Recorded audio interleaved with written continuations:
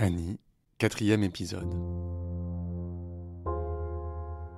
Et effectivement, très peu de temps après, un matin, aux infos, il y a cette prise d'otage à l'ambassade de Stockholm.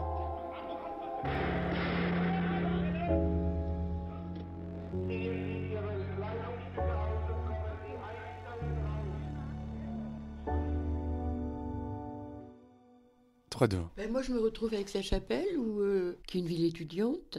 Et à cette époque-là, c'est le début des années 70. Il y a l'amorce du mouvement des femmes, toutes les alternatives qui se mettent en place. Bon, il y a la continuation, en fait, des révoltes étudiantes des années 67. Qui se concrétise dans une manière de vivre ensemble, en fait. Hein. Dans les communautés, tout le monde est en contact. Et là, je rentre là-dedans. C'est ce qu'on a appelé l'alternative allemande, en fait, qui se met en place. Ces gens qui disent,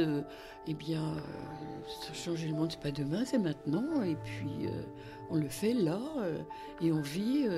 en accord avec nos idées. Et ça, c'est toujours été quelque chose que je voulais, moi. De se dire qu'on est en train de changer le monde, l'affaire est claire. Ça, j'ai toujours voulu le faire. Voilà.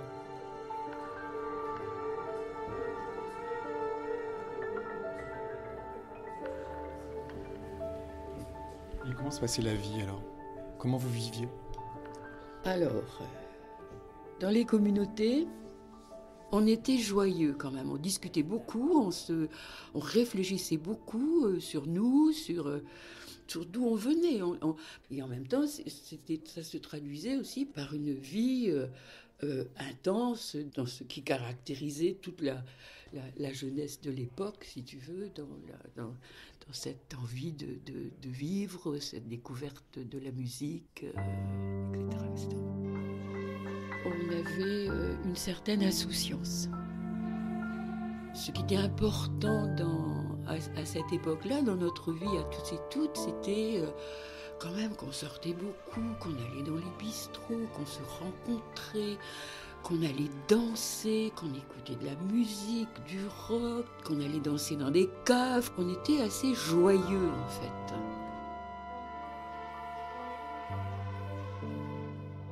Et on avait des appartements, des maisons qu'on arrangeait avec soin et goût, si tu veux, quoi. Et on s'arrangeait à notre manière, par exemple. Et ça, c'était les premiers moments de liberté. C'était ne pas mettre de rideaux aux fenêtres. Ça, c'était partout dans toutes les communautés, tu voyais ça. Il n'y avait pas de rideaux aux fenêtres et les matelas étaient par terre. C'était de trouver ça partout. L'aménagement de l'intérieur était aussi en réaction par rapport à une détestation que moi je partageais de l'intérieur allemand, quoi.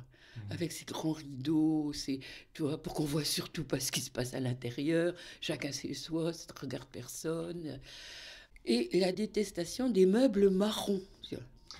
Ce qu'on appelait les meubles marrons. Quoi. Tu regardes la petite table sur laquelle on est. C'est rouge, donc on peignait tout de couleurs. On peignait les portes, on mettait des couleurs partout.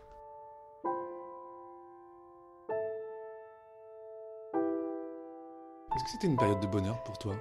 Parce que tu avais eu une enfance mi-figue, mi-raisin, ni malheureuse ni heureuse. Oui. Tu sortais là de cette relation avec Herbert.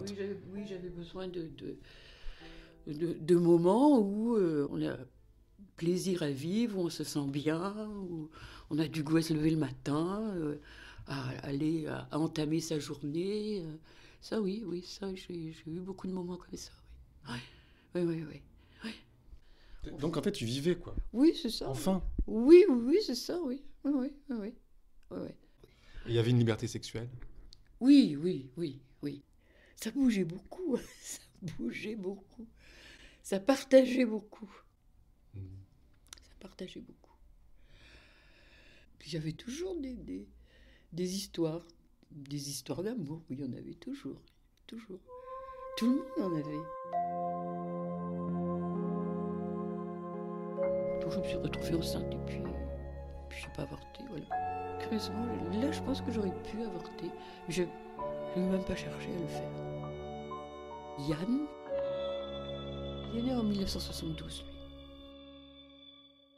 Alors, le père de mon fils, c'est quand même, dans ma vie, un épisode très bref, on va dire ça comme ça. J'ai, par exemple, parlé avec mon fils qui voulait savoir qui était son géniteur et je lui ai dit « Je ne sais pas, Yann ». Et ça n'a pas été simple, si tu veux, quoi. Et puis après, je me suis dit « Mais Annie, tu peux pas simplement lui dire « Je ne sais pas ». Alors, je me suis dit « Bon, ben écoute, je vais essayer de reconstituer les histoires, ça pourrait… ». Et parce que je sentais vraiment que cet enfant-là, il voulait le savoir, que c'était important pour lui, quoi. Et comment on peut être inconscient quand on est adulte, tu vois, on fait des trucs. Et je lui disais, écoute, c'est difficile pour moi, peut-être j'ai du mal à t'en parler, des choses comme ça, parce que c'était vrai, tu vois. Donc, alors ça, j'ai toujours été très, très honnête avec mes enfants.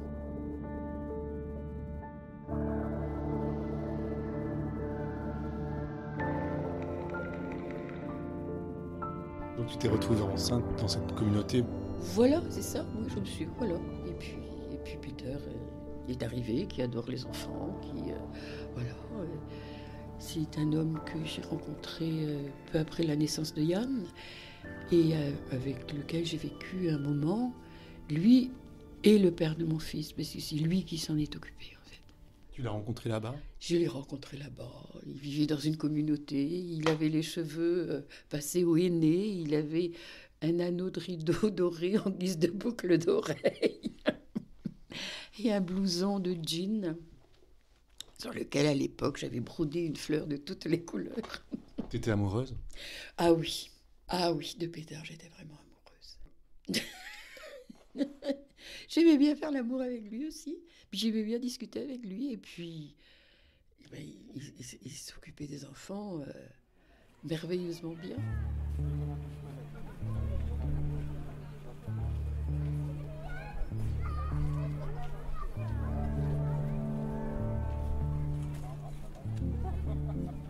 Jusqu'au jour où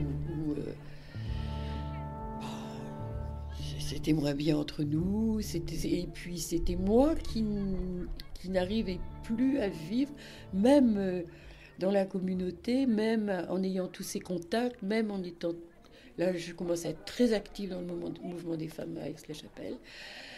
Je supporte de moins en moins de devoir m'occuper de mes enfants, alors que j'ai une énorme tendresse pour eux, et je me rends compte que j'y arrive pas, si tu veux, quoi. Mais pourquoi ? Je sais pas. J'y arrive pas. Et que j'arrive pas à être vraiment responsable, à faire bien les choses. Je suis pas… je suis bien avec eux, mais j'ai besoin de faire autre chose, j'ai besoin de m'engager, politiquement, j'ai besoin de temps, j'ai besoin il va falloir trouver une autre solution. Ça, j'en suis très consciente.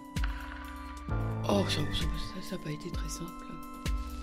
Janie avait 7 ans et Yann avait 1 an et demi, 2 ans plus.